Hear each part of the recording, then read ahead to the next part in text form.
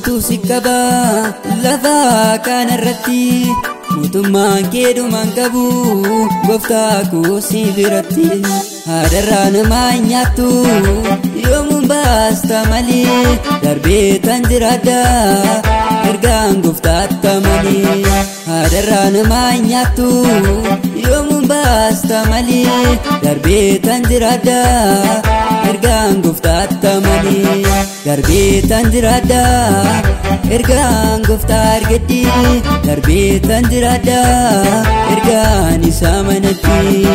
darbee tan jiraadha ergaan gooftaa argadhi darbee tan jiraadha ergaan isaa manatti darbee tan jiraadha darbee tan jiraadha darbee tan jiraadha darbee tan jiraadha darbee tan jiraadha darbee tan jiraadha darbee tan jiraadha darbee tan jiraadha.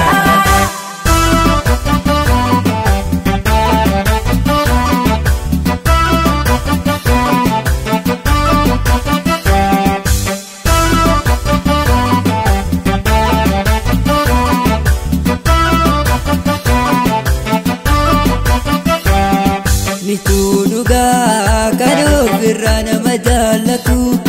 lubbuusaa wareegee kan namaaf laatu haadhiif abbaan naaf hin taane akka hafteen haftaatti ulfaadhu Yesuus koo si taddaan na baafate haadhiif abbaan naaf hin taane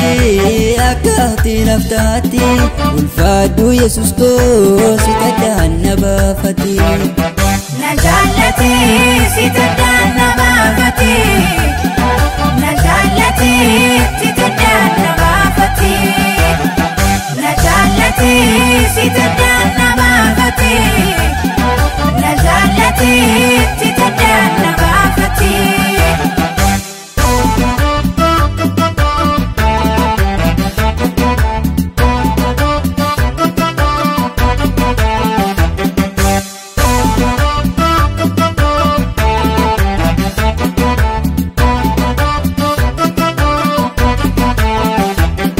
Sirraatuuf gatiin jiraadha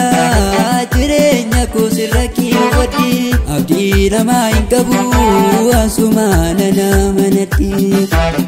sirraatuuf gatiin jiraadha jireenya koo sirra kiiwadhi abdii namaa hin qabu asumaan ana manatti asumaan ana manatti asumaan an jaalladhe asumaan ana manatti asumaan asumana na manate asumana jannate asumana na manate asumana jannate